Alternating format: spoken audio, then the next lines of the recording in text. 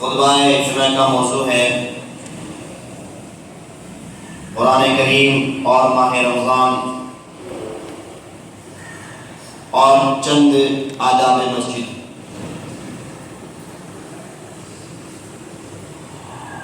خطبہ مسنونہ کے بعد ایک آیت کریمہ آپ کے سامنے تلاوت کی ہے، جسے اللہ رب العالمین نے سورہ بقرہ میں آیت نمبر 185 میں ارشاد فرمایا ہے، اور اس آیت کریمہ سے پہلے ہی اللہ رب العالمین نے رمضان کے روزوں کا، ان کے فرض ہونے کا ذکر کیا ہے۔ وہ آیت کریمہ یا ایھا الذین آمنوا کتب علیکم الصیام کما کتب علی الذین من قبلکم لعلکم تتقون، اے اہل ایمان، تمہارے اوپر روزے فرض کیے گئے ہیں جیسا کہ تم سے پہلے لوگوں پر فرض کیے گئے تھے، اور وجہ تسمیہ یہ ہے کہ لعلکم تتقون، تاکہ تم لوگ متقی بن جاؤ، اللہ رب العالمین کا خوف کھانے والے بن جاؤ۔ ایام معدودات فمن کان منکم مریضا او علی سفر فعدۃ من ایام اخر، اللہ رب العالمین کہتا ہے یہ چند دن کے روزے ہیں، اور اگر ان میں فمن کان منکم مریضا، تم میں سے کوئی مریض ہے، بیمار ہے، او علی سفر، یا سفر پر ہے، فعدۃ من ایام اخر، تو اسے چاہیے کہ وہ رمضان کے روزوں کی گنتی کو بعد میں پورا کر لے، طبیعت صحیح ہونے کے بعد، شفا یابی مل جانے کے بعد، اور اسی طریقے سے سفر سے واپسی کے بعد۔ آگے اگلی آیت کریمہ میں اللہ رب العالمین نے ارشاد فرمایا، ابھی ذکر رمضان ہی چل رہا ہے اور آگے تک بھی رمضان کا ہی ذکر ہے، بیچ میں اللہ رب العالمین اس طریقے سے کہتا ہے، شہر رمضان الذی انزل فیہ القرآن، یہ رمضان کا ہی مہینہ ہے جس میں قرآن کریم کو نازل کیا گیا ہے، ھدی للناس، جو لوگوں کے لیے ہدایت ہے، وبینات من الھدی والفرقان، اور اس میں اللہ رب العالمین کی واضح نشانیاں اور واضح دلیلیں، اسی طریقے سے صحیح اور غلط کے درمیان تمیز کرنے کا فرق اس قرآن کریم میں موجود اور پایا جاتا ہے۔ قرآن کریم کا ربط رمضان سے ایک بڑا گہرا ربط ہے اور گہرا تعلق ہے۔ وجہ یہی ہے کہ قرآن کریم کے نزول کا جو مہینہ ہے وہ رمضان المبارک کا مہینہ ہے۔ دراصل آپ رمضان المبارک کی اہمیت اور برکتوں سے جہاں استفادہ حاصل کر رہے ہیں، وہیں پر اگر غور کریں تو معلوم ہوگا کہ اس رمضان کی بابرکت اور برکتوں والا مہینہ ہونے کی ایک وجہ یہ بھی ہے کہ اللہ رب العالمین نے اس مہینے میں قرآن کریم کا نزول فرمایا ہے، اور یہی وجہ ہے کہ سیدۃ الشہور اس مہینے کو ہر مہینے کا سردار قرار دیا گیا ہے، اور یہ مہینہ جو مہینوں کا سردار قرار دیا گیا، وجہ تسمیہ یہی رہی کہ اس میں اللہ رب العالمین نے قرآن کریم کا نزول فرمایا ہے۔ لہٰذا اگر قرآن کریم میں رمضان کا نزول ہو رہا ہے تو ظاہر سی بات ہے رمضان سے قرآن کریم کا گہرا ربط ہوگا، گہرا تعلق ہوگا، اور جیسے عام دنوں میں قرآن کریم کو پڑھنے کی، قرآن کریم کو ماننے کی، اس پر عمل کرنے کی تلقین اور تاکید ہمیں شریعت نے کی ہے، اس سے کہیں زیادہ تلقین و تاکید اور ہمارے لیے حکم رمضان کے مہینے میں اور دنوں سے کہیں زیادہ نظر آتا ہے، اور حقیقت بھی یہی ہوتی ہے۔ ہمیں غور کرنا چاہیے اور احساس کرنا چاہیے، جیسے جیسے رمضان کا مہینہ گزر رہا ہے اور لگ بھگ 10-11 دن گزر گئے ہیں، چند دن 30 دن کے یا 29 دن کے یہ روزے، اور جن میں سے اچھا خاصا وقت نکل گیا، ہم نے ان دنوں میں اور رمضان میں کیا پایا، اور اس سے پہلے ہم نے کیا کھویا ہوا تھا، ہمارا معاملہ، ہمارا رویہ اس رمضان سے پہلے کس طریقے کا تھا، اور رمضان کے بعد رمضان آیا، دن گزرتے گئے اور گزر رہے ہیں، ہمارا معاملہ لوگوں کے ساتھ کیسا ہوا، رب الہی کے ساتھ رب کیسا ہوا، ہمارے معاملات میں چینجنگ آئی، ہمارے خیالات میں بدلاؤ آیا، یا ہمارے معاملات جیسے چل رہے تھے ویسے ہی چلتے رہے؟ اگر یہی ہے، ویسے ہی چل رہے ہیں، تو عزیزو مجھے کہنے دیجئے کہ ہم رمضان المبارک کی کی برکتوں سے، اس کی رحمتوں سے ہم استفادہ نہیں کر پا رہے،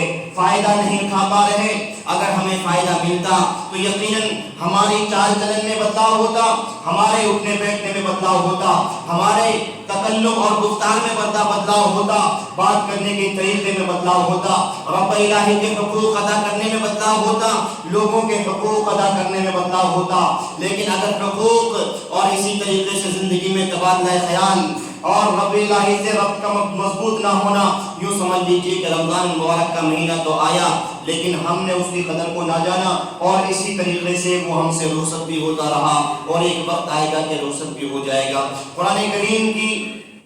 عظمت کو جاننے کے لیے سورہ حشر کی آیت کریمہ پڑھیے۔ اللہ رب العالمین کہتا ہے لو انزلنا هذا القرآن على جبل لرأيته خاشعا متصدعا من خشیۃ اللہ، اگر اس قرآن کریم کو ہم نے کسی پہاڑ پر نازل کیا ہوتا اور پہاڑ پر اس کو نازل کر دیا جاتا، لرأيته خاشعا، اے نبی صلی اللہ علیہ وسلم آپ اس پہاڑ کو دیکھتے، خاشعا متصدعا من خشیۃ اللہ، وہ اللہ تعالیٰ کے خوف کی وجہ سے، اس قرآن کریم کے نازل ہونے کی وجہ سے اتنا ڈرتا، اتنا خوف کھاتا کہ وہ ریزہ ریزہ اور چور چور ہو جاتا۔ عزیزو، قرآن کریم کی عظمت جب پہاڑ کو دی جائے تو پہاڑ اپنے آپ کو اس طریقے سے بنا دے کہ ریزہ ریزہ ہو جائے۔ یہی قرآن جب اسے غیروں کے سامنے پیش کیا جائے تو حضرت عمر جیسا شخص، جو شخص نبی کریم صلی اللہ علیہ وسلم کے قتل کا پیاسا ہو، نبی کریم صلی اللہ علیہ وسلم کی جان کا پیاسا ہو اور قتل کے ارادے سے گھر سے نکلے، لیکن جب چند آیتوں کو وہ سن لیں تو وہ قتل نہیں بلکہ نبی کریم صلی اللہ علیہ وسلم کو اپنے حبیب ماننے پر تیار ہو جائیں، اور جہاں ان کی بڑی خواہش یہ ہوتی ہے کہ دنیا کا مالدار شخص بن جاؤں، وہاں ان کی سب سے بڑی خواہش یہ بن جاتی ہے کہ اب اللہ کا قریبی بن جاؤں، اللہ رب العالمین کا سب سے قریبی بن جاؤں۔ عزیزو،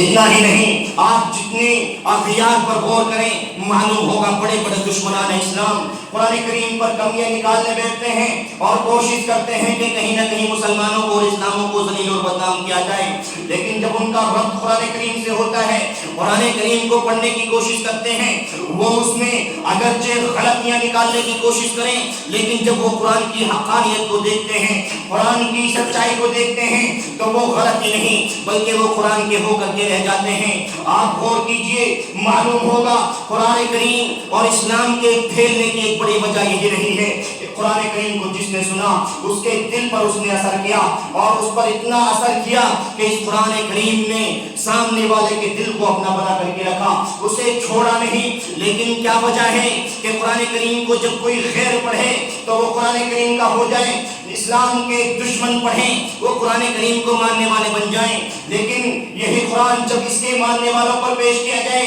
تو اس کے ماننے والوں پر کوئی اثر نہ ہو۔ اس قرآن کریم کو جب اس کے ماننے والے پڑھیں تو ان کی زندگیوں میں کوئی خیالات بدلاؤ نہیں آتے۔ یہی وجہ ہے کہ ہم قرآن کریم کو پڑھیں اور پڑھ کر کے ہمارے اوپر کوئی فرق نہ آئے۔ کیا وجہ ہے؟ وجہ یہی ہے کہ عزیزو، ہم نے قرآن کریم کو اس کے طریقے سے نہیں پڑھا اور اس کے حق کو ہم نے ادا نہیں کیا، ورنہ ہم تو بہت چھوٹی مونی ہیں، ہم تو بہت چھوٹی چیز ہیں۔ اس نے بڑے بڑے دشمنوں کے دل جیتے ہیں اور بڑے بڑے لوگوں کو بتایا ہے کہ جب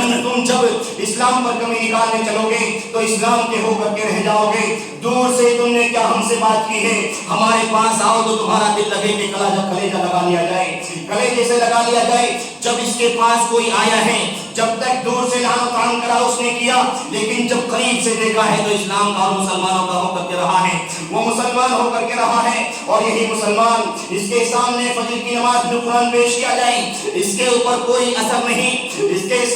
سامنے ظہر عصر مغرب کی نماز میں قرآن کریم کو پیش کیا جائے اس کے اوپر کوئی اثر نہیں، عشاء کی نماز میں قرآن کریم پیش کیا جائے اس کی زندگی میں جو جھوٹ چل رہے تھے ان جھوٹوں میں کمی نہیں، ان کی زندگی میں جو حرام کمائی کے ذریعے بنے ہوئے تھے ان پر کوئی اثر نہیں، ان کی زندگی میں ان کے گھروں میں جو بگاڑ چل رہے تھے ان بگاڑوں میں قرآن کریم کو سن کر کے کوئی اثر نہیں، ان کی زبانیں جہاں دوسروں کی غیبتیں کر رہی تھی، دوسروں کو کافر اور جہنمی قرار دے رہی تھی، وہاں قرآن کریم کو سن کر کے ان کی زبانوں پر ذرا بھی خوف طاری نہ ہونا۔ کیا وجہ ہے؟ کیا ہمارے دل غیروں سے آیت کے بارے میں اللہ رب العالمین نے کہا کہ ان کے دل پتھر سے زیادہ سخت ہو گئے، کیا ہمارے دل ان سے بھی کہیں زیادہ سخت ہو گئی؟ کیا وجہ ہے کہ ہم قرآن کو سنیں بھی اور قرآن ہمارے اوپر اثر نہ کرے؟ یہ قرآن تو بڑے بڑوں کو بدلنے والا تھا اور بڑے بڑوں کو اپنا لوہا منوانے والا تھا۔ آج اسلام اور مسلمان جو اس کو ماننے والے ہیں، کیوں ان کی زندگیوں میں چینجنگ اور بدلاؤ نہیں آ پاتی؟ وجہ یہ ہے ہم نے دل سے اس کو تسلیم نہیں کیا ہے، ہم نے اس کی حقانیت کو جاننے کی سمجھنے کی کوشش نہیں کی ہے۔ ہم نے قرآن کریم سے ربط صرف اپنے مطلب کے لیے رکھا ہے، قرآن کریم سے تعلق ہم نے صرف اس لیے رکھا ہے جتنی ضروریات ہیں ہم ان ضروریات کے مطابق اس کو استعمال کریں، اور جہاں ہمیں اپنی منمانی کرنی ہے وہاں نہ قرآن کو دیکھا، نہ شریعت کو دیکھا، نہ نبی کو دیکھا، نہ اللہ کے احکام کو دیکھا، کیا ہم نے وہی جو ہمارے دل نے چاہا۔ کیا یہ حقیقت نہیں؟ حقیقت ہے۔ نبی کریم صلی اللہ علیہ وسلم نے کیا خوب انداز میں ارشاد فرمایا اور کہا تھا، خیرکم من تعلم القرآن وعلمہ، دنیا میں سب سے بہترین شخص کو اگر تلاش کرنا چاہتے ہو، سب سے اچھے شخص کو تلاش کرنا چاہتے ہو تو جاؤ مسجدوں کا رخ کرنا، گھروں کا رخ کرنا، تم محلے میں گھومنا اور دیکھنا کہ جہاں لوگ قرآن پڑھ رہے ہوں، جس گھر سے قرآن کریم کی آواز آ رہی ہو، جہاں لوگ قرآن کریم کی تلاوت کر رہے ہوں، جان لینا کہ یہی لوگ سب سے بہتر ہیں۔ جہاں قرآن کریم کو سیکھنے اور سکھانے کی کوشش سے جا رہے ہوں، جان لینا کہ دنیا کے سب سے بہترین لوگ یہ ہیں۔ کیا وجہ ہے کہ ہم 11 مہینے تو دور ہی رہے، لیکن یہ مہینہ جو برکتوں کا مہینہ، جسے برکتیں اس لیے دی جا رہی ہیں کہ قرآن کریم کا نزول اس مہینے میں ہو رہا ہے، ہم نے اس مہینے میں بھی قرآن کریم کو جھانک کر کے نہیں دیکھا۔ ہمارے جو شیڈیول اور روٹین تھے، صبح اٹھ رہے ہیں تو موبائل کے واٹس ایپ میسج چیک کرتے ہوئے اور سو رہے ہیں تو فلمیں دیکھتے ہوئے دن گزر رہا ہے، تو یوں ہی کہانیاں بناتے اور سنتے ہوئے رات آ رہی ہے تو یوں ہی منمانی کرتے ہوئے ہماری زندگیوں میں قرآن کریم کیوں چینجنگ نہیں لا رہا؟ کیا قرآن کریم نے اپنی تاثیر کو بدل دیا؟ نہیں، قرآن کریم نے اپنی تاثیر کو نہیں بدلا ہے، بلکہ ہم نے قرآن کریم کو اپنے طریقے سے راستہ دکھانے کی کوشش کی ہے۔ اور اگر مسائل ایسے ہی ہیں تو آپ سن لیجئے نبی کریم صلی اللہ علیہ وسلم کے ارشاد گرامی، ان اللہ یرفع بهذا الكتاب اقواما ويضع بآخرین، اللہ کے نبی صلی اللہ علیہ وسلم نے ارشاد فرمایا تھا کہ جو قوم قرآن کریم کو مانتی ہے، قرآن کریم پر عمل کرتی ہے، قرآن کریم کو اپنے سینے سے لگاتی ہے، قرآن کریم کے احکامات کو اپنے لیے ضروری سمجھتی ہے اور اس کی منہیات کو جس سے قرآن کریم نے روکا ہے ان سے رکنا اپنے لیے ضروری اور لازمی گردانتی ہے۔ ان اللہ یرفع بهذا الكتاب اقواما، اللہ رب العالمین ایسے قوم کو اس قرآن کے ذریعے سے بلندیوں سے نوازتا ہے، اسے شہرتیں دیتا ہے، اسے دنیا کی بادشاہت دیتا ہے، دنیا کی قوتیں اس کے ہاتھ میں دیتا ہے، اسے ذلت کے گڑھے سے نکال کر کے عزت کے تخت پر قرآن اس قوم کو اللہ رب العالمین لا کر کے رکھ دیتا ہے اور بتا دیتا ہے اگر قرآن کریم کو مان رہے ہو تو جاؤ، دنیا کی طاقتیں اور دنیا کی قوتیں تمہیں دیے دے رہا ہوں۔ اور اگر یہی یقین نہیں اور اگر ان چیزوں کو ہم یوں ہی سنی سنائی باتیں سمجھتے ہیں تو نبی کریم صلی اللہ علیہ وسلم کے زمانے پر غور کیجئے اور معلوم کیجئے اللہ کے نبی صلی اللہ علیہ وسلم نے جب فرمایا تھا اللہم قرنی خیر الذین یلونہم، کہ سب سے بہترین زمانہ میرا زمانہ ہے، اس زمانے میں قرآن کریم کو کس طریقے سے لوگ مانتے تھے، ایک حکم نازل ہوا، لوگوں نے اپنی زندگیاں بدل دی۔ وہ لوگ جو شراب کو پانی جیسے پیا کرتے تھے، ان لوگوں پر جب ایک بار شراب حرام کرنے کا فریضہ نازل کیا گیا تو ان لوگوں نے مکے کی گلیوں میں شراب کو اس طریقے سے بہا دیا جیسے کسی اونچے پہاڑ سے بہت زیادہ پانی کو چھوڑ دیا گیا ہو اور پانی نے بڑی رفتار پکڑی ہو، بہت زیادہ رفتار سے بہ رہا ہو۔ انہوں نے صرف ایک حکم کی وجہ سے اپنی زندگیوں کو بدل کر کے رکھ دیا تھا۔ یہاں قرآن کریم چیخ چیخ کرتے کہے کہ تمباکو نہ کھاؤ اور سگریٹ نہ پیو، مسلمان کی زندگی پر کوئی اثر نہیں ہوتا، اور حد تو جب ہو جاتی ہے، اس کی خیرت کا جنازہ تو جب نکل جاتا ہے، اسے چند منٹ کے لیے مسجد میں آنا ہو، مسجد کی جن صفوں پر کھڑا ہو کر کے نماز پڑھ رہا تھا، رب کریم سے اپنے گناہوں کا معاملہ رکھ رہا تھا اور اس سے کہہ رہا تھا میں بہت بڑا گناہگار ہوں، میرے گناہوں کو بخش دے، انہی صفوں پر کھڑے ہو کر کے ابھی چند منٹ پہلے نمازیں پڑھی تھی اور انہی صفوں پر کھڑے ہو کر کے یہ دنیا کی عیاشی اور منمانی کر رہا ہے اور اپنی مسجدوں کے ادب کا اسی طریقے سے آداب مسجدوں میں سے ایک بڑے ادب کا ایک جنازہ نکال رہا ہوتا ہے اور پھر بھی کہہ رہا ہوتا ہے کہ میں مسلمان ہوں۔ عزیزو، قرآن کریم جس شہر میں نازل کیا جا رہا تھا، اللہ رب العالمین نے اس شہر کو ایک بابرکت شہر قرار دے دیا، اور جس نبی پر قرآن کریم کو نازل کیا گیا وہ نبی سید الانبیاء قرار پائے۔ جس مہینے میں نازل کیا جا رہا ہے سید الشہور کہا جا رہا ہے، جس رات میں نازل کیا جا رہا ہے رب کریم اس رات کے بارے میں کہہ رہا ہے لیلۃ القدر خیر من الف شہر، 1000 راتوں سے زیادہ بہتر ہے۔ قرآن کریم کو جس امت کے لیے دیا جا رہا تھا اس امت سے بھی اللہ تعالیٰ نے کہا تھا کنتم خیر امت اخرجت للناس تأمرون بالمعروف، تم دنیا کی سب سے بہترین امت ہو۔ اس کی بہترین امت ہونے کا سرٹیفکیٹ رب کریم دیتا ہے، لیکن جب اس نے قرآن کریم سے اپنا ربط ختم کیا، قرآن کریم کو نہ پڑھا، اس کے احکامات کو نہ جانا، اس نے دنیا میں ذلیل ہو کر کے رسوائیوں کا سامنا کیا، اس نے اپنے گھروں میں بے برکتیوں کو پایا، اس نے اپنے بڑوں کے ذریعے سے ذلتوں کو پایا، اور جہاں اس کا رب قرآن کریم سے ختم ہوا، اسے چھوٹے ہونے کے بعد بھی جہاں اس پر رحم کرنا ضروری تھا وہاں پر ذلیل ہونا پڑا، اپنے گھر کے مسائل کو خراب کرنا پڑا، شوہر اور بیوی کے درمیان تفریق ہونی پڑی۔